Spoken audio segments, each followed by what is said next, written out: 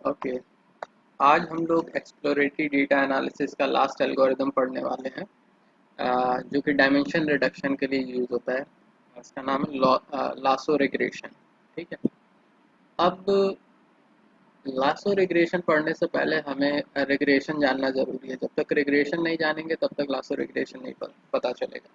इसी के साथ साथ एक और रिग्रेशन होता है, रिज रिग्रेशन, एक होता है लासो रिग्रेशन।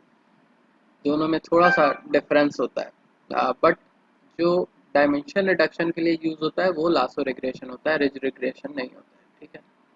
तो सबसे पहले हम लोग ये समझते हैं कि रिग्रेशन क्या है, कैसे काम करता है। फिर उसके बाद लासो रिग्रेशन का यूज़ करके कैसे हम लोग रिग्रेशन को ऑप्टिमाइज करते हैं, और ऑप्टिमाइजेशन करते हुए कैसे हम लोग फीचर डायमेंशन का रिडक्शन करेंगे, आई मीन फीचर का सिलेक्शन करेंगे। ठीक है। तो एक्चुअली जो लासो रिग्रेशन है जिससे हम लोग डायमेंशन रिडक्शन करने जा रहे हैं, वो एल्गोरिदम बना था रिग्रेशन को ऑप्टिमाइज करने के लिए। ठीक। बट उसका एक एडवांटेज ये भी है कि कुछ हम लोगों ने जो पैरामीटर सेट किए थे लासो रिग्रेशन में, उनकी मदद से हम इवन फीचर का सिलेक्शन भी कर सकते हैं। तो उसका एक एडवांटेज निकल के चला आया। ठीक है।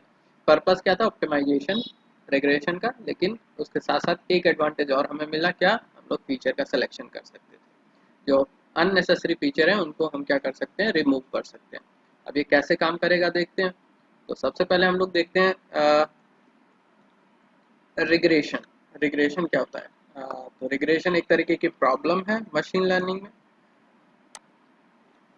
जैसे हमारी मशीन लर्निंग में क्लासिफिकेशन प्रॉब्लम है, क्लस्टरिंग प्रॉब्लम है, इसी तरीके से रिग्रेशन एक प्रॉब्लम है। इस प्रॉब्लम में हम लोग क्या करते हैं, सपोज हमारे पास एक फीचर दिया गया है। क्या फीचर है, लेट्स से हाइट। ठीक है। मान के चलते हैं हाइट। हाइट एक फीचर है, और हाइट के बेसिस पे हम लोगों को आइडेंटिफाई करना है कि किसी पर्टिकुलर पर्सन की हाइट के अकॉर्डिंग उसका वेट क्या होगा। ठीक है। तो टारगेट हमारा क्या है, वेट। वेट पता करना। और हमारा हमें दिया क्या गया है, हाइट दी गई। तो इन जनरल क्या होता है, जैसे जैसे हाइट बढ़ती है उस हिसाब से हमारा क्या होता है, वेट बढ़ता है। ठीक है। इन जनरल ऐसा, आई मीन रेयर केस में ऐसा होता है कि बहुत दुबले पतले इंसान और बहुत लंबे हो तब जाके वेट थोड़ा सा आई मीन मिसमैच करता है। ठीक है। तो हमें एक फीचर दिया गया है जिसका नाम है क्या, हाइट। ठीक है। और इसके करस्पॉन्डिंग हमें निकालना क्या है, वेट।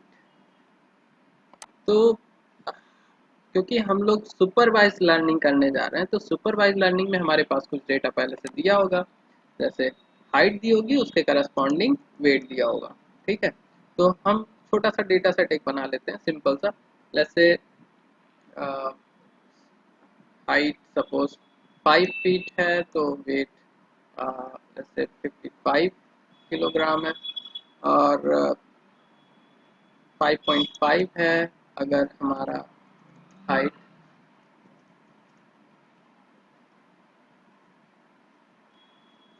तो उस केस में 60 kg है।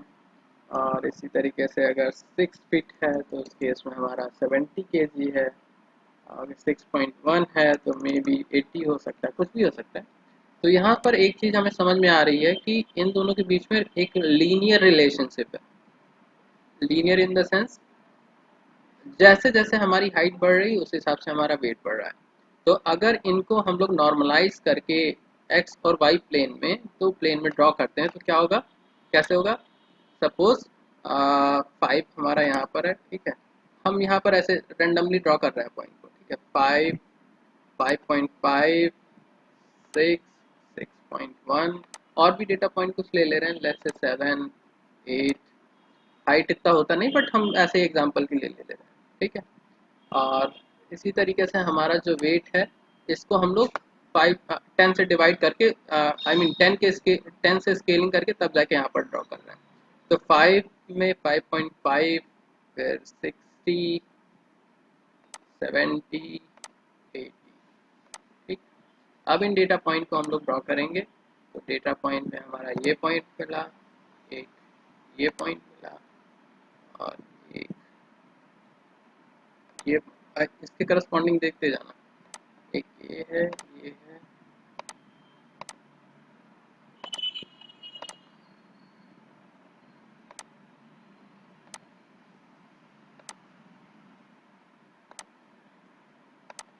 ठीक है। तो इसी हिसाब से हाइट के हिसाब से लेट्स से इस तरीके से हमारा 6.1 पे 80, सपोज इस तरीके से हमारा कुछ डेटा सेट है। तो हम क्या करेंगे, क्योंकि हमारे डेटा सेट में एक लीनियर रिलेशनशिप है, मतलब क्या कि जैसे जैसे x बढ़ रहा है वैसे वैसे y बढ़ रहा है, आई मीन जैसे हाइट बढ़ रही है वैसे वेट बढ़ रहा है। तो हम एक हाइपोथेसिस डिफाइन कर सकते हैं। हाइपोथेसिस इन द सेंस एक ऐसी लाइन ड्रॉ कर सकते हैं जिसके बेस जो कि इन डेटा पॉइंट से बेस्ट फिट होके जाए। बेस्ट फिट आई मीन हर एक पॉइंट से डिस्टेंस मिनिमम, ठीक है, हर एक पॉइंट से डिस्टेंस मिनिमम। तो जब भी हमें कोई क्वेरी आई, जैसे सपोज क्वेरी आई 6.5, ठीक है, तो ये है हमारा 5, 5.5, 6, 6.1, 6.5 समथिंग अराउंड यहाँ पर आएगा, ठीक है। तो जब क्वेरी हमें यहाँ पर आएगी तो इस क्वेरी के लिए हम लोग क्या करेंगे, जो हमारा हाइपोथेसिस है या फाइनल मॉडल है, इसको मॉडल भी बोलेंगे या हाइपोथेसिस बोलेंगे, कुछ भी बोल सकते हैं इसको। तो हम क्या करेंगे, इस पॉइंट से एक परपेंडिकुलर ड्रॉ करेंगे जो कि इस हमारे फंक्शन को इस पॉइंट पे कट करेगा, और फिर उसके बाद इस पॉइंट से हम लोग y एक्सिस पे परपेंडिकुलर डालेंगे, और y जहाँ पर भी कट करेगा वही इसका क्या हो जाएगा, वेट हो जाएगा। तो ये 55, 60, 70, 75 मान लेते हैं, ठीक है, ऑलमोस्ट 75, ठीक है। तो इस तरीके से हम लोग प्रिडिक्शन करते हैं। यहाँ पर जो आउटपुट लेवल होता है, यहाँ कोई क्लास लेवल नहीं होता है, कंटिन्यूअस या डिस्क्रीट वैल्यू हो सकती है, ठीक है, कंटिन्यूअस या डिस्क्रीट। तो यहाँ पर अभी तो फिलहाल हम लोग डिस्क्रीट वैल्यू ले रखी है 55, 60, 70, 70, सॉरी 80, 90, इस तरीके से डिस्क्रीट वैल्यू दे रहे हैं। यहाँ कोई फिक्स कैटेगरी नहीं है कि या तो वेट इससे कम होगा या इससे ज़्यादा, कोई कैटेगरी नहीं है, एक डिस्क्रीट वैल्यू मिल रही है। तो इस तरह की प्रॉब्लम को बोला जाता है रिग्रेशन प्रॉब्लम। जब हमारा आउटपुट डोमेन कैटेगरिकल ना होके एक डिस्क्रीट वैल्यू हो सकता है या कंटिन्यूअस वैल्यू होता है, तो उस केस में हम क्या बोलते हैं कि ये जो प्रॉब्लम है ये प्रॉब्लम रिग्रेशन प्रॉब्लम है, ठीक है। और हमारे पास कुछ इनपुट होगा, उसके करस्पॉन्डिंग हमें आउटपुट निकालना होगा। तो हम एक बेस्ट फिट लाइन चूज करते हैं और उसी लाइन के बेसिस पे हम लोग क्या करते हैं, आउटपुट का प्रिडिक्शन करते हैं। तो अगर दो फीचर के बीच में आई मीन इनपुट और आउटपुट के बीच में लीनियर रिलेशनशिप है, तो एक लाइन से काम चल जाएगा। लेट्स से एक हमारे पास डेटा सेट कुछ ऐसा था जो कि डेटा पॉइंट हमारे कुछ इस तरीके से थे।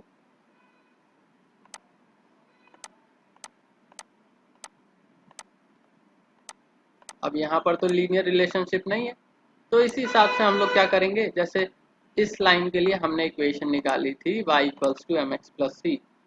कैसे निकाली थी वो अभी हम लोग देखेंगे, ठीक है।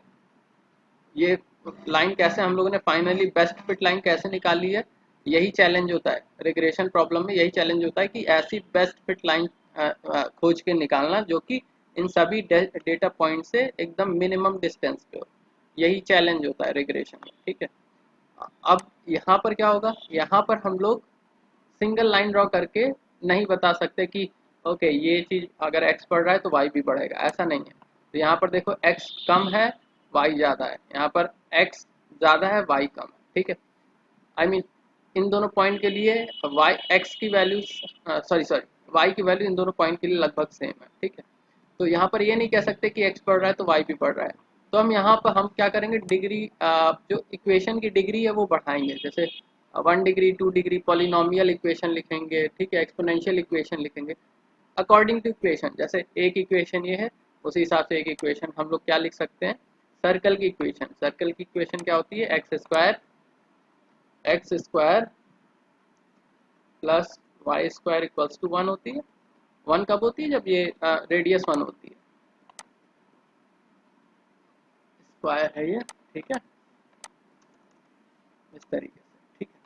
तो हम लोग इक्वेशन में ये इक्वेशन ले सकते हैं। और भी बहुत सारी चीज़ें होती है, जैसे सपोज हमारा डेटा सेट कुछ इस तरीके से है, आ,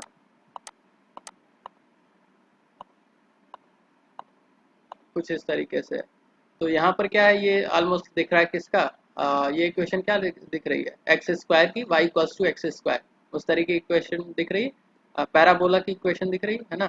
तो वैसे तो पैराबोला में ये इक्वेशन बन रही है almost y equals to x square. इसी तरीके सपोज हमारा पैरामीटर कुछ सॉरी डेटा पॉइंट कुछ इस तरीके से साइनोसॉइडल टाइप के हैं, तो हम साइन इक्वेशन ले लेंगे। ठीक है, तो ये अकॉर्डिंग टू प्रॉब्लम होगा, जैसे प्रॉब्लम होगी उस हिसाब से हम लोगों को ये जो मॉडल का सिलेक्शन करना होगा, मॉडल की इक्वेशन का सिलेक्शन करना होगा, आई मीन उसकी डिग्री का सिलेक्शन करना होगा, कितनी डिग्री तक हम लोग बढ़ा सकते हैं, इसमें एक्स की पावर कितने तक इंक्रीज कर सकते हैं। ठीक है, जैसे यहाँ पर एक्स स्क्वायर, यहाँ पर एक्स था, यहाँ एक्स स्क्वायर पे एक्स क्यूब भी हो सकता है, पॉलिनोमियल, एक्सपोनेंशियल, जो इक्वेशन पॉसिबल है सब ले सकते हैं। ठीक, तो ये है हमारा रिग्रेशन। और सिंप्लिसिटी के लिए हम लोग अभी सिर्फ और सिर्फ एक सिंगल लाइन लेके चलेंगे, बाकी सारी चीज़ें भूल जाएंगे, बाकी सारी चीज़ें बाद में देखेंगे। ठीक है, तो अभी हम लोग ये मान के चल रहे हैं कि जो भी हम फीचर ले रहे हैं उनके बीच में एक लीनियर रिलेशनशिप होगा, तभी हम चीज़ों को समझ पाएंगे। ठीक है, कि आखिर ये लाइन कैसे फाइंड आउट करी जा रही है। तो काम करते हैं हम लोग, बाकी सारी चीज़ों को हटा देते हैं।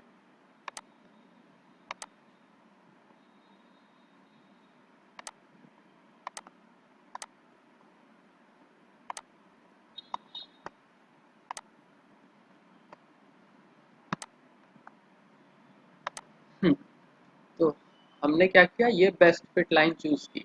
अब क्वेश्चन मार्क ये है कि ये बेस्ट फिट लाइन हम लोग कैसे निकालेंगे, कंप्यूटर कैसे निकालेगा। हमें तो दिख रहा था, विजुलाइज हम कर पा रहे थे, तो हमने एक लाइन खींची थी, लेकिन कंप्यूटर तो विजुलाइज कर नहीं सकता है, तो उसके पास तो सिर्फ एक ही चीज़ है, वो कंप्यूटेशन कर सकता है किसी भी तरीके का। ठीक है, तो उसी का यूज़ करेगा। अब कैसे करेगा ये देखते हैं। तो हम ये भी हटा रहे हैं पूरा जो ग्राफ है, और क्या करेंगे, नया एक्सेस ड्रॉ करके उसमें स्टेप बाय स्टेप करेंगे। ये हमारे एक्सेस हैं और कुछ डेटा पॉइंट हम लोग ड्रॉ कर लेते हैं।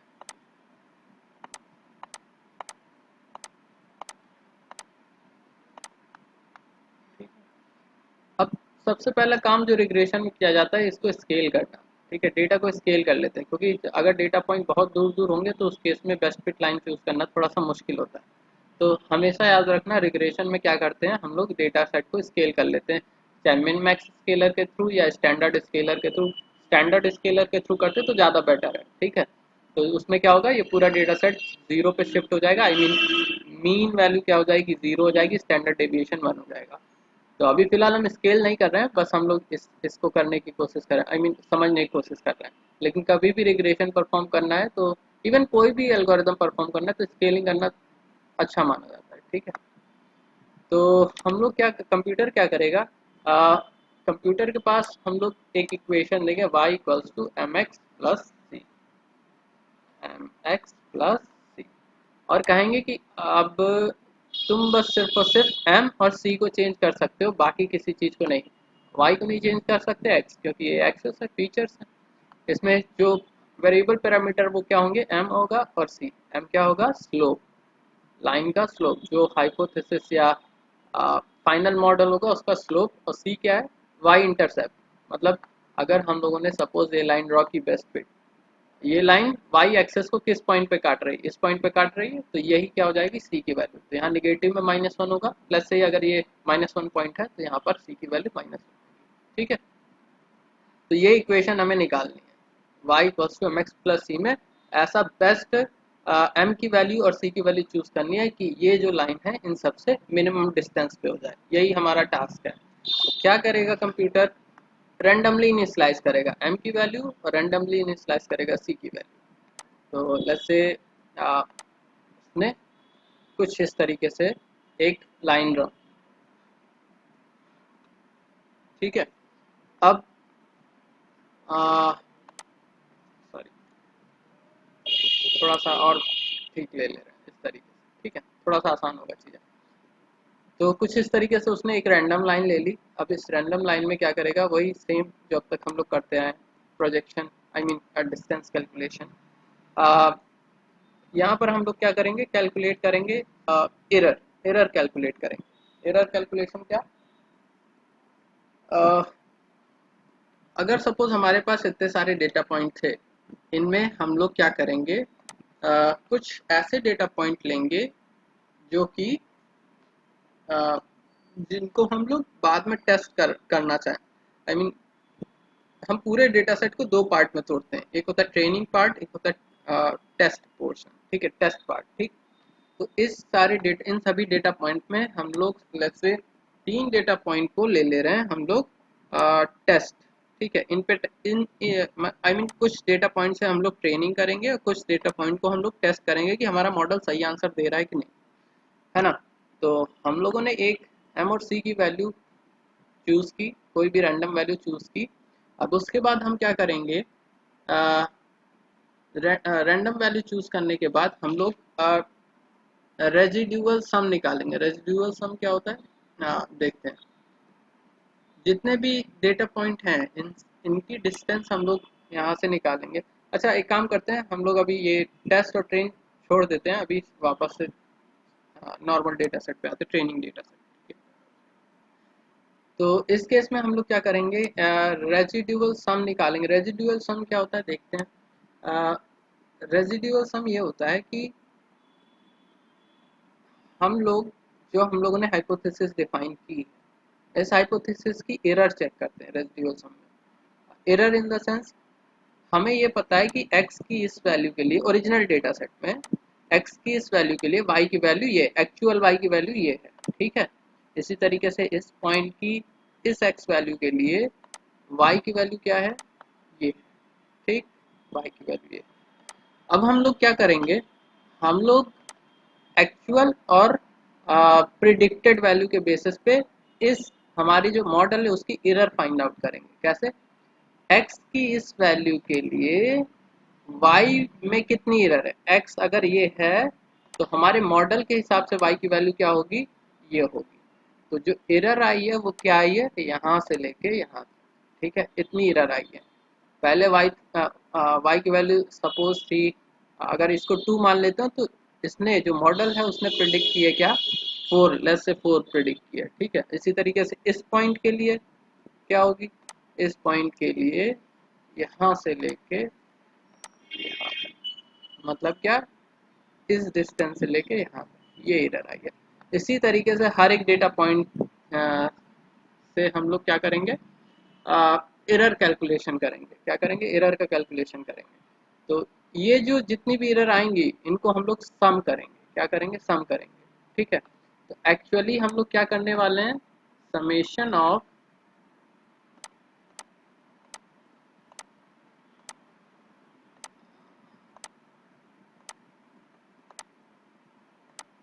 समेशन ऑफ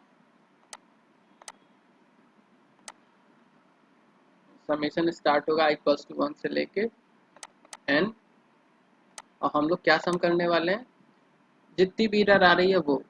तो अगर हम लोग प्रिडिक्टेड y, अगर ये प्रिडिक्टेड y है, एक्चुअल y हमारा डेटा सेट में होगा और प्रिडिक्टेड किससे होगा, इस वाली इक्वेशन से प्रिडिक्टेड होगा। तो अगर इसको हम कह रहे हैं y कैप बोल रहे हैं, इसको y कैप बोला जाता है इन जनरल डेटा साइंस में या मशीन लर्निंग में, y कैप बोला जाता है, इस तरीके से लिखते हैं, ठीक है। ये और अगर ये वाई कैप क्या है, प्रिडिक्टेड है, तो हमें कैलकुलेट क्या करना है, एरर कैलकुलेट करनी है, ठीक है। तो एरर कैलकुलेशन के लिए हम क्या करेंगे, हमारे पास फॉर्मूला क्या हो जाएगा, वाई एक्चुअल माइनस जो प्रिडिक्ट किया मॉडल ने। तो लेट्स से वाई कैप, हम सीधे कैप लिख रहे हैं यहाँ पर, ठीक है, वाई माइनस वाई कैप। अब क्योंकि ये एरर पॉजिटिव और निगेटिव दोनों में हो सकती है, पॉजिटिव भी हो सकती है भाई, निगेटिव भी हो सकती है, कुछ भी हो सकती है ना। पॉजिटिव आई मीन सपोज हमारी लाइन कुछ इस तरीके से होती, तो आई मीन यहाँ से लेके इस तरीके से गई होती, तो ये जो y की वैल्यू जो इस तरफ एरर आ रही वो डाउन साइड में आती, तो निगेटिव में भी हो सकती है। तो हम क्या करेंगे, इस पूरे का स्क्वायर ले लेंगे, ठीक है, इस पूरे का स्क्वायर ले लेंगे। तो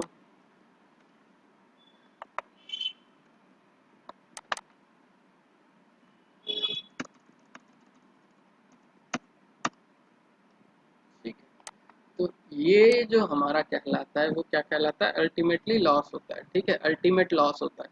मतलब हर एक डेटा पॉइंट, यहाँ पर आई भी होगा, सॉरी यहाँ पर आई नहीं लिखा, वाई आई और वाई कैप आई,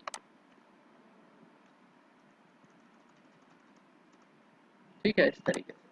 मतलब i = 1 to n, मतलब जितने भी डेटा पॉइंट है हर एक डेटा पॉइंट के लिए हम लोग एरर कैलकुलेट करेंगे और उसका सम करेंगे। तो जो भी एरर आएगी उसको हमें क्या करना है, मिनिमाइज करना है, उस एरर को ही मिनिमाइज करना है। तो जब भी आप लोग रिग्रेशन का कहीं फॉर्मूला देखेंगे, आर्ग मिन करके लिखा होगा, आर्ग मिन मतलब इसी आर्गुमेंट को हम लोग को मिनिमाइज करना है। इस तरीके से argmin of summation of i equals to 1 to n y actual minus y predicted का स्क्वायर। तो इसको हमें मिनिमाइज करना होता है रिग्रेशन में, और इसके लिए हम लोग क्या करते हैं, डिफरेंट डिफरेंट एम और सी की वैल्यू चूज करते हैं। तो अब हम क्या करेंगे, लेट्स से ये एरर आई, हम कहते हैं 5 के आसपास एरर आई, यहाँ इस तरफ सारा सब हमने सम किया, सारी एरर सम की तो हमें मिली 5। अब हम क्या करेंगे, एम एम की वैल्यू को चेंज करेंगे, पॉजिटिव में भी कर सकते हैं, निगेटिव में भी कर सकते हैं, मतलब एम की वैल्यू बढ़ा भी सकते हैं और एम की वैल्यू घटा भी सकते हैं। एक्चुअल में एम क्या है हमारा, एम एग्जैक्टली क्या होता है, एम का फॉर्मूला क्या होता है यहाँ पर, अगर सपोज इस लाइन पे दो डेटा पॉइंट हम ले रहे हैं, तो जो एम होगा वो क्या होगा, this distance divided by this distance, यही एम की वैल्यू होती है। तो एग्जैक्टली ये क्या होता है, वेक्टर होता है जो कि बताता है कि इस वेक्टर में इतना पोर्शन x का है और इतना पोर्शन y का है, यही तो बताता है। तो ये जो वैल्यू है यही यही क्या होता है, ग्रेडियंट होता है या m होता है, इसको ग्रेडियंट या m बोलते हैं। तो m की वैल्यू कहाँ से आएगी, जो डेटा पॉइंट मतलब इस पॉइंट का डेटा पॉइंट, लेट्स से ये जो हमने पॉइंट चूज किया, अगर ये पॉइंट है सपोज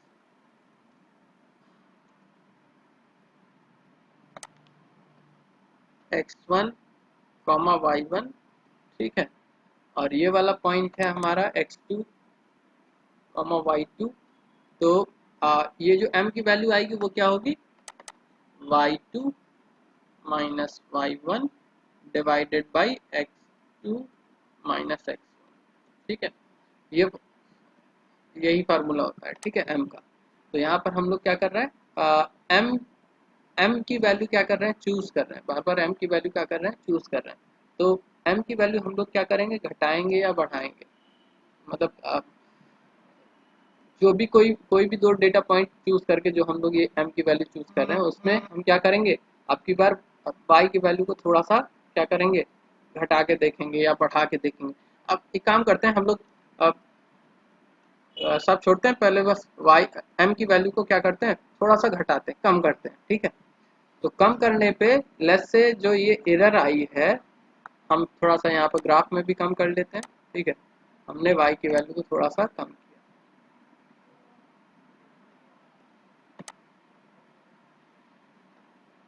हमने कम किया। अब इसके बाद अगेन हम लोग ये एरर को कंप्यूट करेंगे, तो अब की बार एरर क्या होगी देखते हैं, प्लॉट करते हैं हम लोग। अब की बार एरर होगी इस पॉइंट से यहाँ से लेके यहाँ तक, ठीक है। पिछली बार एरर यहाँ से लेके यहाँ तक थी, अब की बार एरर यहाँ से लेके यहाँ तक हो गई, मतलब अब की बार एरर ये है। और इसी तरीके से इस वाले पॉइंट के लिए हमारी जो एरर होगी वो क्या होगी, यहाँ से लेके यहाँ तक, ठीक है। अब की बार टोटल इस वाले पॉइंट के लिए एरर क्या होगी, यहाँ से लेके यहाँ तक, ठीक है, मतलब इस डिस्टेंस से इस डिस्टेंस, ठीक है। तो हमें ये समझ में आएगा कि हम लोग जो m की वैल्यू, हम लोगों ने जो m की वैल्यू चूज करी है वो हम लोग मतलब सही डायरेक्शन में जा रहे हैं, क्योंकि अब की बार जो मेन इस फॉर्मूले से जो वैल्यू निकल के आई होगी वो कम हुई होगी, जो प्रीवियस कैलकुलेशन से कम हुई होगी, ये श्योर है। फिर इसी तरीके से हमें ये पता चल गया कि बाई m की वैल्यू घटाने पे हमें जो लॉस है वो कम हो रहा है, तो हम और घटाएंगे m की वैल्यू को, तो m की वैल्यू हम लोगों ने और घटा दी, ठीक है, कुछ फैक्टर के साथ m की वैल्यू हम लोगों ने और घटा दी, ठीक है। फिर कैलकुलेट करेंगे तो हमें पता चलेगा इससे थोड़ा सा कम हो गई, फिर हमें पता लगेगा कि हाँ m की वैल्यू अभी भी घटाने पे हमारा लॉस जो है मिनिमाइज हो रहा है, तो हम m की वैल्यू और घटा देंगे, लेकिन अब की बार क्या हो जाएगा, लॉस जो है हमारा क्या हो जाएगा, बढ़ जाएगा। तो अब इस वैल्यू के लिए अब हम लोग कलर चेंज कर लेते हैं, तो इस पॉइंट के लिए हमारा जो एरर है वो क्या हो जाएगा, यहाँ तक हो जाएगा। मतलब अगर इस वाली लाइन को हम लोग चूज करते तो हमारा एरर तो एकदम लगभग इस पॉइंट के लिए 0 ही हो जाता है ना। लेकिन हम लोगों ने अभी फिलहाल मिनिमाइज करते हुए हम लोग m को थोड़ा सा ज़्यादा घटा दिए, ठीक है। तो अच्छा, ये ज़रूरी नहीं कि ये पॉइंट हमारा 0 से होके जाए, हम इसलिए इसको 0 से डाल लें ताकि ये c 0 रहे अभी फिलहाल, ताकि हम m को समझ सकें, इसीलिए इसीलिए हम यहाँ पर 0 से ले जा रहे हैं, ठीक है। तो हमारा जो एरर है अब की बार क्या हो जाएगा, यहाँ से लेके यहाँ तक। जबकि अगर ये वाली लाइन चूज करते तो ये वाला पॉइंट यहीं पर ड्रॉ होता, तो इसमें एरर 0 होती लगभग इस पॉइंट के लिए, बाकी सबके लिए नहीं, बाकी सबके लिए थोड़ी बहुत एरर होती। लेकिन हमें सबका सम करना है, एक पॉइंट के लिए नहीं, हमें सारे पॉइंट के लिए देखना है, इसलिए हम लोग सम कर रहे हैं टोटल एरर। अब इसी तरीके से इस वाले पॉइंट के लिए हम लोग देखेंगे तो एरर हमारी कहाँ क्या होगी, ये होगी, ठीक है। तो हमारी टोटल इस वाले पॉइंट से एरर ये वाली हो गई, और इस वाले पॉइंट से एरर ऑलमोस्ट ये हो जाएगी। तो अब हमें पता चलेगा कि नहीं, अब हमने कुछ ज़्यादा ही हमको घटा दिया है, अब घटा रहे हैं हमको, तो हमारा जो लॉस जो है बढ़ता जा रहा है। तो हम वापस से जो है एम की वैल्यू को बढ़ाना शुरू करेंगे अब।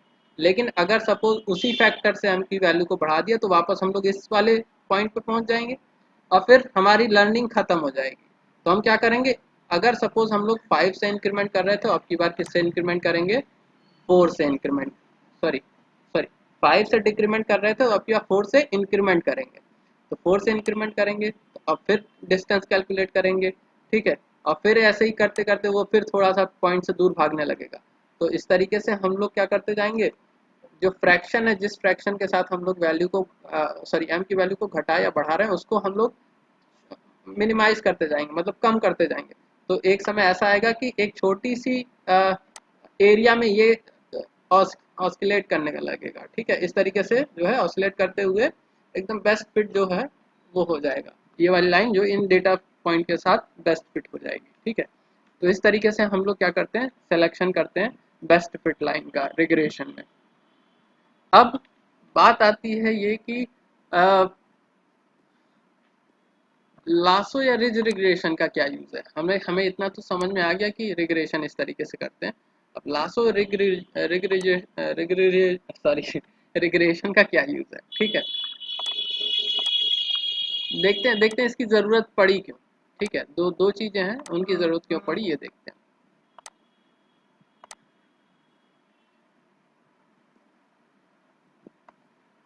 लेट्स से हमारे पास दो फीचर है, ठीक है। सॉरी दो फीचर नहीं, एक ही फीचर है और टारगेट क्लास है, ठीक। अब हम लोग क्या करेंगे कि सपोज हमारे पास कुछ डेटा पॉइंट है, अभी आते हैं उस पर भी आते हैं। हमारे पास कुछ डेटा पॉइंट है कुछ इस तरीके से, ठीक है। तो हम लोग क्या करते हैं कि पूरे डेटा सेट को दो पार्ट में तोड़ते हैं, ट्रेनिंग डेटा सेट और टेस्ट डेटा सेट, ट्रेनिंग और टेस्ट डेटा सेट, ठीक है ना। जब ट्रेनिंग डेटा सेट हम लोग चूज करते हैं, ओके इस पे बात पे आएंगे, बाद में आएंगे, अभी फिलहाल कुछ और चीज़ देखते हैं, ठीक है। मान के चलते हैं हम लोगों ने इस पूरे डेटा सेट को ट्रेनिंग और टेस्ट डेटा सेट में तोड़ दिया। ट्रेनिंग मतलब जिससे मॉडल को ट्रेन करेंगे, टेस्ट मतलब उस डेटा पॉइंट को चेक करेंगे कि हमारा मॉडल, उन डेटा पॉइंट से चेक करेंगे हमारा मॉडल सही आंसर दे रहा है कि नहीं दे रहा है। अगर सही नहीं दे रहा है तो कितनी एरर दे रहा है ये चेक करेंगे, ठीक है। तो मान के चलते हैं हम लोगों ने इस पूरे डेटा सेट में दो ट्रेनिंग डेटा पॉइंट ले लिए, एक तो ये ले लिया और एक ये वाला पॉइंट ले लिया, ठीक है। ये पॉइंट ले लिया, दो पॉइंट ले लिए हम लोगों ने। अब बाकी सबको हम हटा दे रहे हैं, फिर इन्हीं दोनों से हम ट्रेनिंग करने जा रहे हैं, दो डेटा पॉइंट। तो जब इसकी ट्रेनिंग होगी, इस डेटा सेट से जब ट्रेनिंग होगी, तो एक बेस्ट फिट लाइन इन दोनों से होके जाएगी। तो लेट्स से एक बेस्ट फिट लाइन हम लोगों ने ड्रॉ कर दी जो कि इन दोनों से होके जा रही है, ठीक है, कुछ इस तरीके से। एक सेकेंड, इसको हम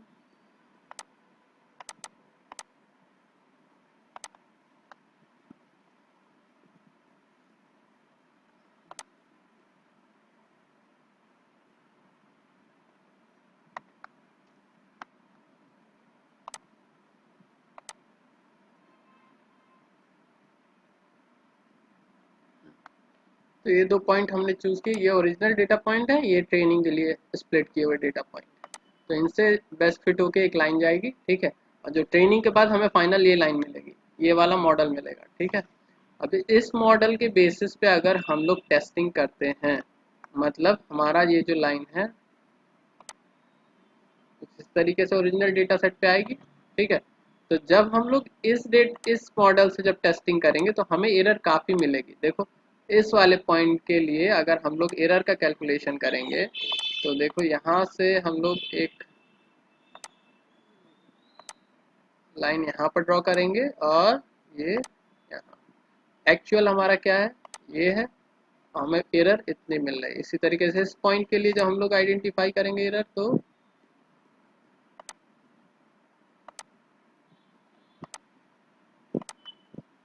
ये एक्चुअल क्या है, ये है, और आ क्या रहा है हमारा ये, इसी तरीके से या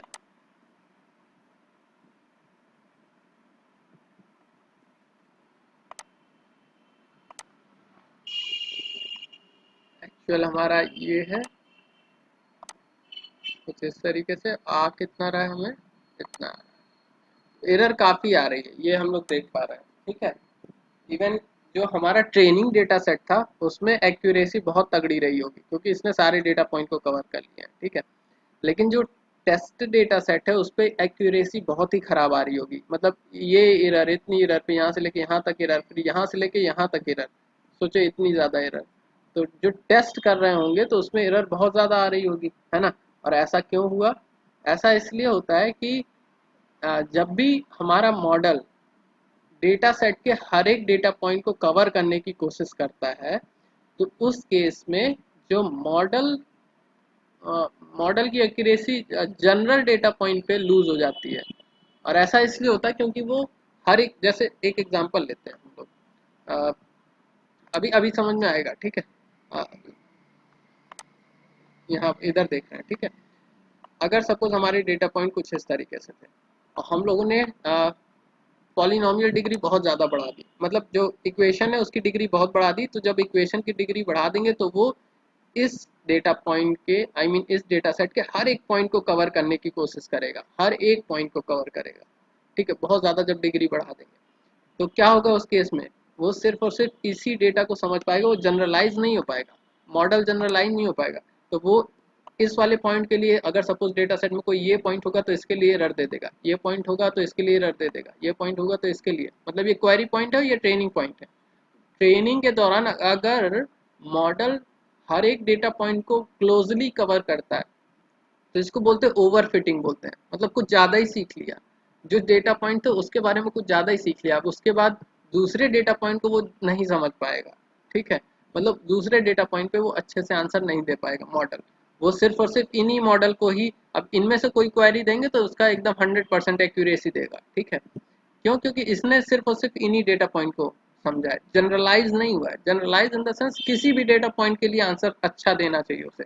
तो अगर ये ओवरफिट नहीं होता, अगर हम लोगों ने रिड्यूस करी होती कॉम्प्लेक्सिटी, तो उस केस में हमारा बेस्ट जो मॉडल होता वो ये होता कि हर एक डेटा पॉइंट से क्लोज होके जाता। तो यहाँ पर क्या हुआ, एग्जैक्टली ओवरफिटिंग हुई है, उसने हर एक डेटा पॉइंट को क्या किया, क्लोजली कवर कर लिया। तो उस केस में आप आसपास के जो डेटा पॉइंट थे इनके बारे में वो भूल गया और आंसर गलत देने लगा, मतलब एरर के साथ आंसर देने लगा काफ़ी ज़्यादा। तो हमें क्या करना चाहिए, हमें डेटा सेट में कुछ नॉइस ऐड कर देना चाहिए, ठीक है।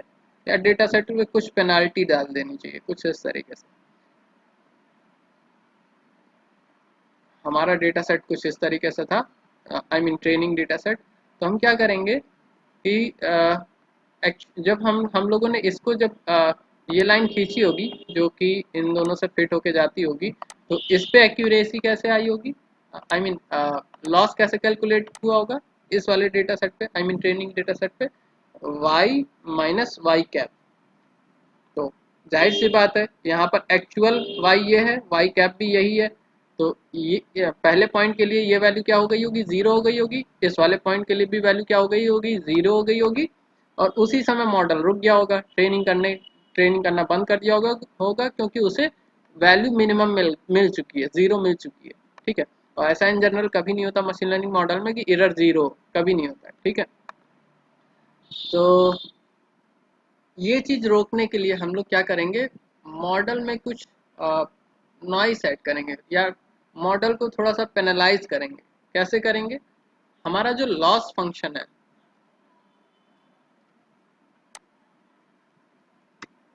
हमारा ये जो लॉस फंक्शन है, इसमें हम लोग क्या करेंगे, एक पेनाल्टी ऐड करेंगे। एक पेनाल्टी क्या ऐड करेंगे देखते हैं। हम लोग यहाँ पर एक पेनाल्टी ऐड करने जा रहे हैं, क्या, प्लस कोई वेरिएबल ले लेते हैं, सपोज बीटा, या बीटा वेरिएबल, या बीटा अल्फा लैम्डा, बहुत सारे वेरिएबल के नाम है, मतलब कुछ भी यहाँ ले सकते हो, वेरिएबल का नाम कुछ भी ले सकते हो, ठीक है। बीटा टाइम्स ऑफ एम की वैल्यू, यहाँ पर हम लोग एक स्लोप डालने जा रहे हैं ना, इन दोनों पॉइंट को अगर लेके चल रहे हैं हम लोग, जैसे ओरिजिनल डेटा सेट ये है, तो सॉरी, ओरिजिनल डेटा सेट ये पूरा है और ट्रेनिंग डेटा सेट ये दो डेटा पॉइंट जिनसे ये लाइन जा रही है, ठीक है।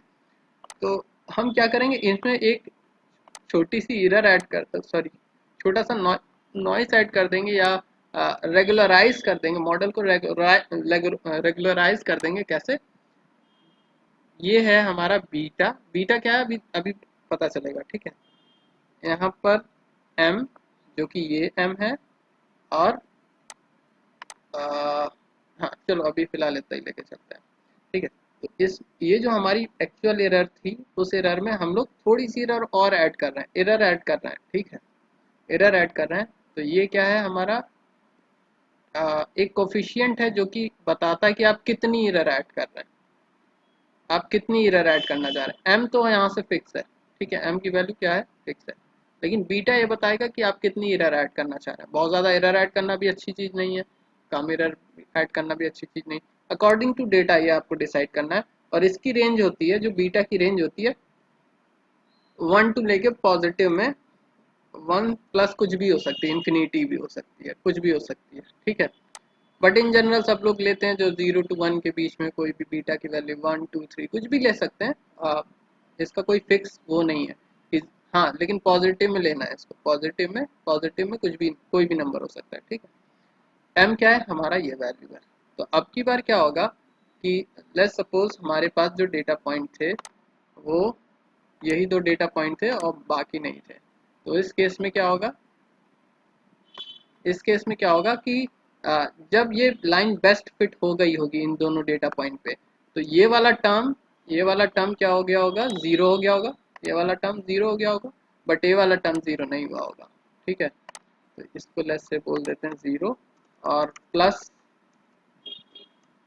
यहाँ पर कुछ m की वैल्यू लेस से, बीटा की वैल्यू ले लेते हैं 1, अभी के लिए थोड़ा सा सिंपल हो जाएगी चीज़ें, 1, m की वैल्यू लेस से 1.6 ले लेते हैं, समथिंग समथिंग 1.6 के अराउंड ले लेते हैं, ठीक है। तो अब की बार जो हमारी लॉस वैल्यू आई होगी वो क्या होगी, 1.6, ठीक है। मतलब क्या, अभी हमें मिनिमम वैल्यू नहीं मिली है, मिनिमम वैल्यू नहीं मिली है, तो हम क्या करेंगे, फिर से एक इटरेशन और करेंगे। अभी हम लोग लाइन को इधर उधर मूव कर रहे थे ना, तो हमें पता चला कि अभी मिनिमम वैल्यू नहीं मिली, और फिर से हम लोग लाइन को, जो पर्टिकुलर लाइन है इसको अप एंड डाउन करेंगे, ठीक है। और एक चीज़ और यहाँ पर सोचने वाली बात है, यहाँ पर ये m की वैल्यू देखो कैसे चेंज होती है। अभी वापस आते हैं यहाँ पर, पहले m की वैल्यू थोड़ा सा देख लेते हैं कि m की वैल्यू कैसे चेंज होती है। हम यहाँ एक नया एक्सिस ड्रॉ कर रहे हैं, तो और उसके बाद एक एक लाइन ड्रॉ कर रहे हैं, आई मीन m के एक्सिस के लिए।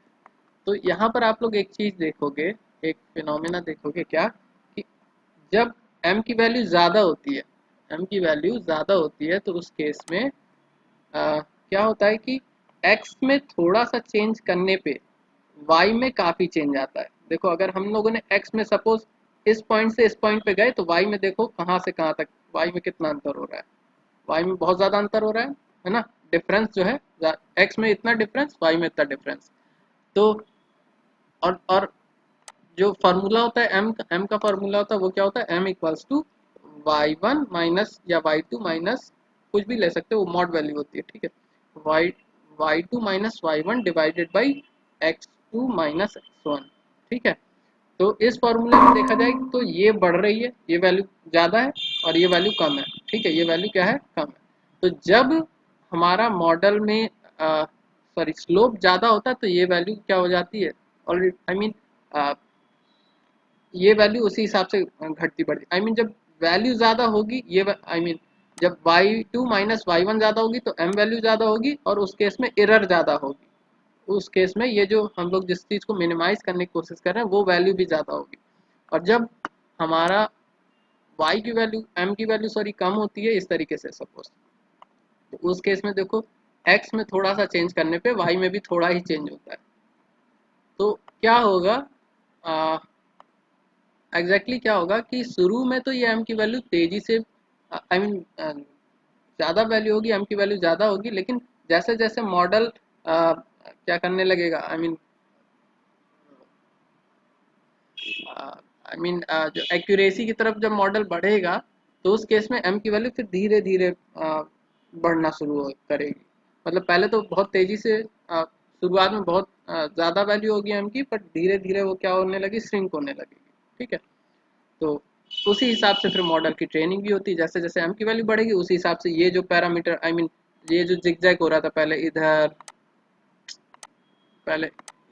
फिर इधर, तो ये इसका भी मोशन क्या हो जाएगा, स्लो हो जाएगा। ठीक है, अप एंड डाउन का मोशन क्या हो जाएगा, स्लो हो जाएगा। ठीक है,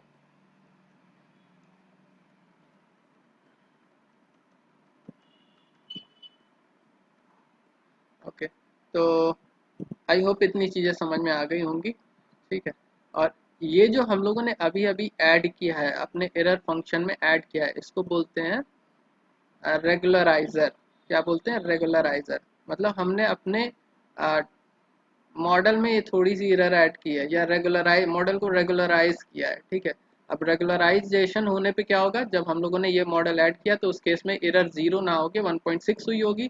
तो मॉडल को ये समझ में आएगा अभी हम पूरी तरीके से ट्रेन नहीं हुए हैं, फिर वो क्या करेगा, इस लाइन को थोड़ा सा और इधर उधर मूव करेगा। तो लेट्स से उसने इधर मूव किया मॉडल को। ठीक है, इधर मूव किया तो उस केस में हमारी ये वैल्यू क्या होगी, अब की बार घटेगी, ये वैल्यू घट जाएगी। 1.6 थी अब सपोज 1.3 हो गई, तो फिर ये क्या हो जाएगी वैल्यू, ये थोड़ा सा रिड्यूस होके क्या हो जाएगी, 1 लेस से 1.3 हो गई, 1.3।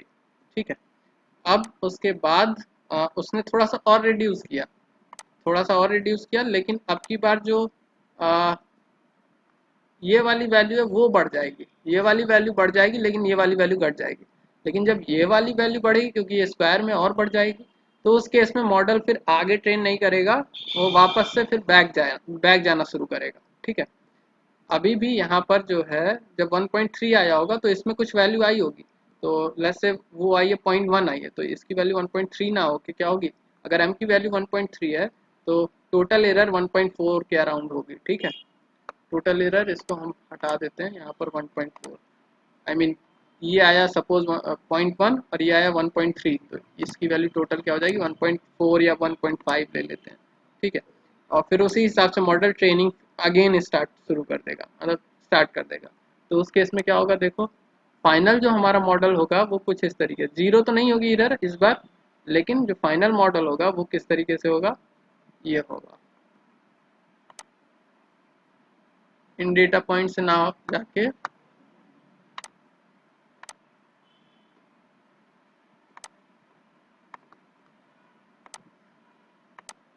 सपोज ये 2 पॉइंट थे। ठीक है, और कुछ और भी डेटा ये, चलो अभी 2 ही पॉइंट लेके चल रहे हैं। तो उस केस में हमारा जो मॉडल होगा वो कुछ थोड़ा सा शिफ्ट हो जाएगा, इन दोनों पॉइंट से थोड़ा सा शिफ्ट हो जाएगा। ठीक है, सपोज कुछ इस तरीके से हो गया। ठीक है, थोड़ा सा नीचे की तरफ शिफ्ट हो गया। अब ओरिजिनल डेटा पॉइंट हम लोग प्लॉट करते हैं जरा,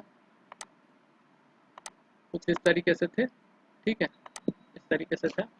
तो अब जाके ये लाइन क्या हुई, एक्चुअल में क्या हुई है, बेस्ट फिट हुई है इस पूरे डेटा सेट में। तो हम जब इन पॉइंट के लिए एक्यूरेसी चेक करेंगे तो इनके इसके केस में जो एरर आएगी वो मिनिमम एरर होगी। अब पहले देखा था तो वो एरर ज़्यादा थी, लेकिन अब ये जो एरर आएगी वो थोड़ी सी कम होगी in comparison to previous iteration. ठीक है, तो यहाँ पर एरर हमारी क्या हो जाएगी, थोड़ी सी रिड्यूस हो जाएगी। तो रेगुलराइजर एग्जैक्टली क्या करता है, हम अपने डेटा सेट में थोड़ी सी एक तरीके की नॉइस ऐड करते हैं जिसकी वजह से हमारा जो ओवर फिटिंग हो रही थी वो ओवर फिटिंग नहीं हो। ओवर फिटिंग ओवर फिटिंग कब होती है, जब हमारे डेटा सेट में हाई वेरिएंस होता है। हाई वेरिएंस का मतलब क्या होता है, हाई वेरिएंस मतलब जितना भी वेरिएंस है डेटा सेट में पूरा कवर करता है मशीन लर्निंग मॉडल। तो एक वेरिएंस ये भी है, ये भी है, ये भी है, सारा वेरिएंस कवर करेगा तो कैसे हो जाएगा? तो पॉलिनोमियल आई मीन इक्वेशन थोड़ी सी बढ़ जाएगी, इस पॉइंट को भी कवर करेगा, फिर इस पॉइंट को भी कवर करेगा, फिर इस पॉइंट को भी कवर करेगा। तो इसको बोलते हैं हाई वेरिएंस, मतलब डेटा सेट में जितना वेरिएंस है सब कवर कर रहा है, जबकि ऐसा नहीं होना चाहिए। एक ऑन एन एवरेज लेके चलना चाहिए। एक होता है हाई बायस, हाईली बायस्ड होता है। हाईली बायस्ड का मतलब क्या होता है कि मॉडल ज़्यादा नहीं सीख रहा है, मॉडल ज़्यादा नहीं सीख रहा है, उसने सपोज एक कोई भी रैंडम लाइन इस तरीके से ड्रॉ की, और वेरिएंस के केस में हर एक डेटा पॉइंट को कवर करते हैं, बायसनेस के केस में कोशिश मतलब इतना कम कॉम्प्लेक्स मॉडल होता है कि वो पूरी तरीके से इवन सारे मॉडल सारे डेटा पॉइंट को सीख भी नहीं पाता। लेट्स से कुछ इस तरीके से हमारा डेटा पॉइंट है, ठीक है। तो जो हाई वेरिएंस के केस में क्या होगा, हाई वेरिएंस के केस में तो ये सारे पॉइंट कवर हो जाएंगे कुछ इस तरीके से, इस तरीके से ये हो गया हाई वेरिएंस। और लो वेरिएंस के केस में क्या होगा, सॉरी यहाँ पर ये पॉइंट, ठीक है। लो लो वेरिएंस या हाई बायसनेस, हाई बायसनेस के मतलब क्या है कि इन पॉइंट को भी अच्छे से नहीं वो आई मीन लर्न करेगा। तो कुछ इस तरीके से सपोज एक लाइन आ गई, ठीक है, तो जिसमें वो हर एक डेटा पॉइंट को क्लोजली कवर नहीं करेगा। आई मीन ठीक है, पॉलिनोमियल इक्वेशन नहीं है हमारे मॉडल की, लीनियर इक्वेशन है, बट स्टिल वो हर एक डेटा पॉइंट पे एग्जैक्टली फिट नहीं हो रहा है। वो जो बेस्ट फिट होना चाहिए था कुछ इस तरीके से, लेकिन वो बेस्ट फिट नहीं हुआ है, तो इसको बोलते हैं हाईली बायसनेस बोलते हैं, ठीक है।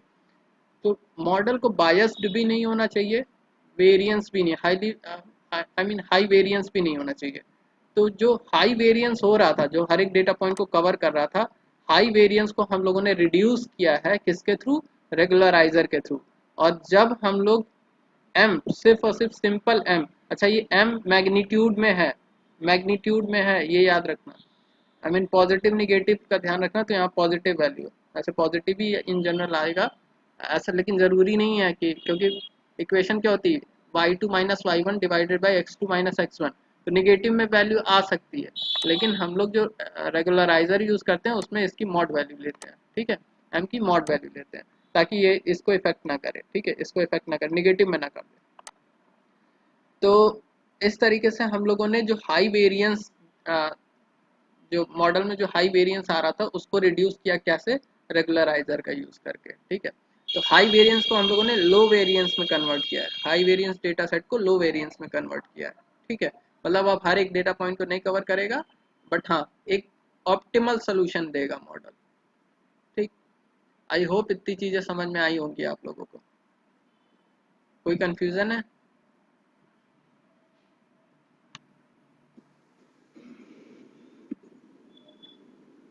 सर यहाँ पे मॉड में जो ली है वो हाँ, पिछली बार क्यों नहीं लिए थे सर? मॉड ही लेंगे, ये मॉड ही लेंगे, पिछली बार भी मॉड ही था। मॉड ही लेंगे। हाँ मॉड ही था, ये हम भूल गए बताना, भूल गए, लेकिन मॉड वैल्यू ही लेते हैं, ठीक है। हाँ बताना भूल गए थे कि ये मॉड में रहता है, लेकिन मॉड ही रहता है, ठीक है। Okay sir. जब ये हाँ एम, हाँ जब ये एम लेते हैं, अच्छा एम ये है क्या, पहले ये समझते हैं एम क्या है। एम क्या है, एक्स में चेंजेस, वाई में चेंजेस, ठीक है, एक्स में चेंजेस, वाई में चेंजेस, मतलब एम इसको रिप्रेजेंट करता है ना, ये वाली लाइन इस वाली लाइन को रिप्रेजेंट करता है, और ये क्या है एग्जैक्टली, इन दोनों का रिजल्टेंट है, इन दोनों का रिजल्टेंट है ना। एम एक कह सकते हो, वेक्टर कह सकते हो इसको। हाँ सर। हेलो, बोलो। हाँ सर वही, मतलब रिजल्टेंट को अपन एम बोलते हैं, वो हाँ हाँ एक्स एक्सिस और वाई एक्सिस के रिस्पेक्टिव में। हाँ एग्जैक्टली, तो ये एग्जैक्टली क्या है, दोनों के बीच के डिफरेंस का एक तरीके से देखा जाए, y two minus y one divided by x two minus x one है, ठीक है। ये एग्जैक्टली क्या चीज़ है, एल वन नॉर्म है। नॉर्म हम लोगों ने पढ़े थे कुछ दिन पहले, L one norm, L two norm हम लोगों ने पढ़ा था, तो ये एग्जैक्टली क्या है, एल वन नॉर्म है, ठीक है। और इसी को बोलते हैं लासो रिग्रेशन, जब यहाँ पर L1 नॉर्म यूज करते हैं, इसी तरीके, इसीलिए इसको L1 वो भी बोलते हैं, L1 रिग्रेशर भी बोलते हैं, या लासो रिग्रेशर भी बोलते हैं। जब हम लोग L1 नॉर्म यूज करते हैं तो उसको बोलते हैं लासो रिग्रेशन, और जब इसी का जो हम लोगों ने मैग्नीट्यूड लिया इसी के जब पावर पावर 2 कर दें अगर, तो उसको बोलते हैं L2 नॉर्म बोलते हैं। L2 नॉर्म भी हम लोगों ने पढ़ा है पिछली क्लासेस में। तो जब हम स्क्वायर कर देंगे तो L2 नॉर्म, जब 3 कर देंगे पावर 3 कर देंगे तो L3 नॉर्म हो जाता है। ठीक है, तो L1 और L2 नॉर्म ही यूज करते हैं हम लोग। तो L1 नॉर्म जब यूज करेंगे तो उसको जब पावर पावर नहीं यूज करेंगे, सिंपल पावर 1, तो उस केस में बोला जाता है इसको लासो रिग्रेशन। और जब स्क्वायर यूज कर लेते हैं तो उसको बोला जाता है क्या, रिज रिग्रेशन बोला जाता है। और दोनों का काम एक ही है, दोनों का जो मेन फंडा है वो एक ही है, कि ऑप्टिमाइज करना, चीज़ों को ऑप्टिमाइज करना। ठीक है, ऑप्टिमाइज इन द सेंस जो लो सर वेरिएंस हाई वेरिएंस है उसको लो वेरिएंस में करना। ठीक है। हम्म। सर आवाज बहुत ब्रेक हो रही है आज फिर से। और सबको ब्रेक हो रही है आवाज। ऋषभ को भी प्रॉब्लम है। हेलो। हाँ ओके, थोड़ी देर अच्छा और करेंगे, पढ़ाएंगे, फिर अगर इन द सेंस अगर कुछ नहीं समझ में आता है तो वीडियो अपलोड एक बार करेंगे, उससे एक बार कोशिश करना पढ़ने की। ठीक है, अगर नहीं समझ में आ रहा, बिल्कुल भी नहीं आवाज़ आ रही है, तो फिर रोक सकते हैं, ऐसी बात नहीं है। सेंटेंस तो एग्जैक्टली जो रिज रिग्रेशन चलेगा है सर। और हाँ और लासो रिग्रेशन है, उसका यूज करके हम लोग ऑप्टिमाइज कर रहे थे किसको, मॉडल रिग्रेशन को ऑप्टिमाइज कर रहे थे। कैसे, हम लोग थोड़ा सा जो नॉइस ऐड कर रहे थे उसकी वजह से जो हाई वेरिएंस था वो लो वेरिएंस हो जा रहा था। ठीक है, जो हर एक डेटा पॉइंट को कवर करने की कोशिश कर रहा था मॉडल, अब हर एक डेटा पॉइंट कवर करने की कोशिश नहीं करेगा, वेरिएंस लो हो जाएगा। ये तो था optimisation, through lasso and ridge regression. Lasso कब होता है, जब यहाँ पर पावर 1 होती है, इसकी पावर 1 होती है, और रिज कब होता है, जब इसकी पावर 2 होती है। अच्छा, एक चीज और, जब मल्टीपल रिग्रेशन होता है, तो मल्टीपल रिग्रेशन के केस में क्या होता है, मल्टीपल रिग्रेशन जैसे अभी यहाँ पर एक फीचर दिया गया है और उसके करस्पॉन्डिंग क्लास है, सपोज एक और कोई फीचर दिया होता, आ, अच्छा यहाँ पर um y equals to m x plus c में अगर इस डेटा सेट से कोरिलेट करें तो क्या होगा, जो y है वो w है, जो x है वो h है। ठीक है, x के करस्पॉन्डिंग w की वैल्यू। ठीक है, अगर सपोज कोई और फीचर दे दिया,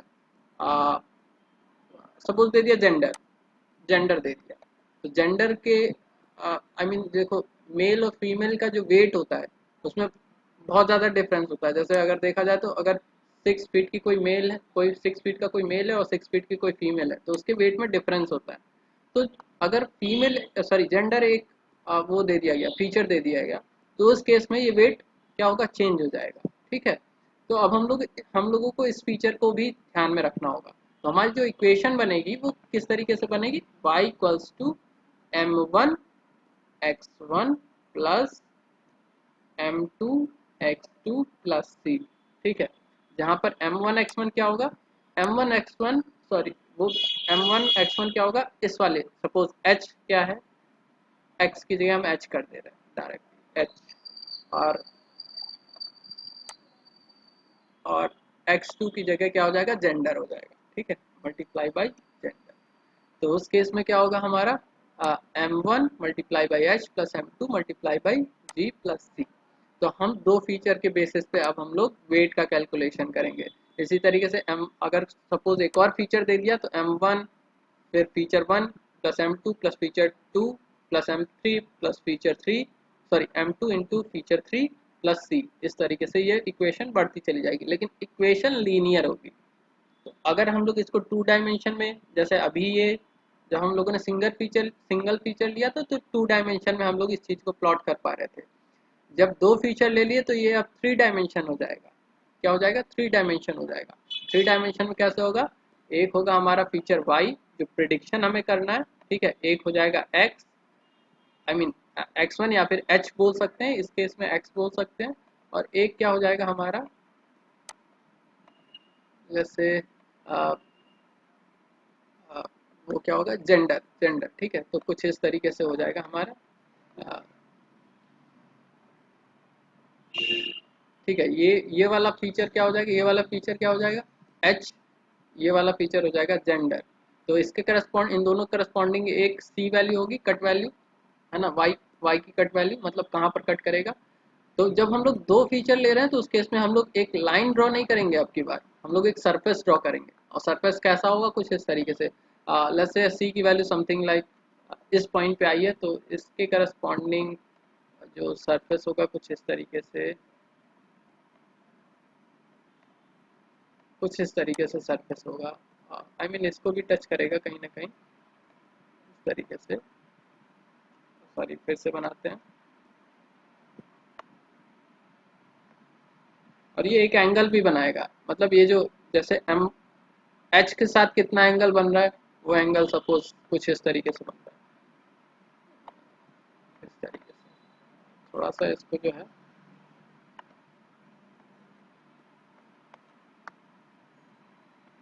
हम्म,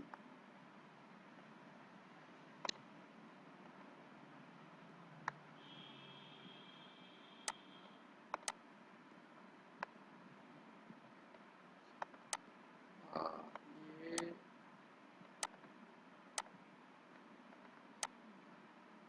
विजुलाइज करने की कोशिश करना थोड़ा, ठीक है। ये प्लेन बनेगा तो ये कट वैल्यू हो जाएगी, क्योंकि ठीक है, ये कट वैल्यू सी वैल्यू हो जाएगी ये, ठीक है, दोनों के लिए कॉमन होगी। ये हमारा एच लिख देते हैं हम, और ये हो जाएगा हमारा क्या, जेंडर, ठीक है। तो एक्चुअली जेंडर नहीं, या कोई न्यूमेरिक वैल्यू ले लेते हैं तो ज़्यादा बेहतर होगा इस चीज़ के लिए, इस एग्जांपल के लिए, क्योंकि हम लोगों ने यहाँ पर एक कंटिन्यूअस वैल्यू के लिए प्लॉटिंग की है। तो जेंडर के अलावा कोई और, सपोज कोई और तीसरा फीचर था जिसमें इसी तरीके की वैल्यू थी, जेंडर में तो सिर्फ मेल और फीमेल होगा, लेकिन कोई और कंटिन्यूअस वैल्यू हम लोगों ने ले ली, या डिस्क्रीट वैल्यू ले ली, ठीक है। तो उस केस में ये जो एंगल हो जाएगा वो हमारा क्या हो जाएगा, M1 हो जाएगा, है ना, ये जो कि इस एक्सेस के साथ बना रहा है। और जो इस एक्सेस के साथ बना रहा होगा जी, जी यही होगा, ठीक है। इस एक्सेस के साथ जो एंगल बना रहा होगा, आई मीन इस एंगल के साथ जो ये वाला जो एंगल बन रहा होगा, ये वाला एंगल क्या हो जाएगा हमारा एम, ये वाला M2 हो जाएगा, ये वाला M1 हो जाएगा, ठीक है। विजुलाइज थोड़ा सा करना है, ये थ्री डायमेंशनल है इसलिए थोड़ा सा विजुलाइज करने में प्रॉब्लम हो सकती है। ये वाला एंगल हमारा क्या हो जाएगा, किसके साथ ये वाला एंगल है, एच के साथ एंगल है, तो ये क्या हो जाएगा, M1 हो जाएगा। और ये वाला एंगल जो बन रहा है यहाँ से लेके इस सरफेस का, इस वाले आई मीन इस सरफेस का इसके साथ जो एंगल बन रहा है वो M2 हो जाएगा। तो ये आई मीन इसको, इस सरफेस को थोड़ा सा टिल्ट करके देखोगे तो समझ में आ जाएगा। ये थोड़ा सा अगर ये अप साइड होगा, ये थोड़ा सा डाउन साइड होगा, तो ये वाला जो एंगल बनेगा वो वाला एंगल ये बताना चाह रहे हैं M2 होगा। तो इस तरीके से मल्टी डायमेंशन में होता है। अगर ये थ्री डायमेंशन तक ही हम लोग प्लॉट कर सकते हैं, उससे ज़्यादा प्लॉट कर नहीं सकते। तो इस वजह से सारी चीज़ें नहीं, वैसे थ्री डायमेंशन ही इतना कंफ्यूजिंग हो गया है, तो फोर डायमेंशन को तो प्लॉट करने का सवाल ही नहीं, ऐसे प्लॉट तो होता ही नहीं। बस इतना समझने की कोशिश करो कि जब हमारे फीचर ज़्यादा होंगे तो उस केस में हमारा मल्टीपल जितने फीचर होंगे उतने m की वैल्यू होगी, लेकिन सबके लिए कॉमन c वैल्यू होगी, ठीक है, कॉमन c वैल्यू होगी। अब उस केस में कैसे हम लोग रिग्रेशन करेंगे इसके बारे में हम लोग बाद में डिस्कस करेंगे, आज के लिए इतना ही। आ, बाद में रिग्रेशन कैसे करेंगे ये हम लोग देखेंगे, और साथ ही साथ ये देखेंगे कि हम लोग फीचर सिलेक्शन कैसे कर रहे हैं, यहाँ पर फीचर सिलेक्शन कैसे हो रहा है, ऑप्टिमाइजेशन ही हो रहा है, फीचर सिलेक्शन कहाँ हुआ है इस केस में, तो कैसे करेंगे ये चीज़ हम लोग कल देखेंगे, ठीक है। तो कल मोस्ट प्रोबेबली खत्म हो जाएगा, संडे को आप लोग का टेस्ट है ईडीए का, एक्सप्लोरेटरी डेटा एनालिसिस का, ठीक है। तो कल के बाद हम लोग छुट्टी करेंगे।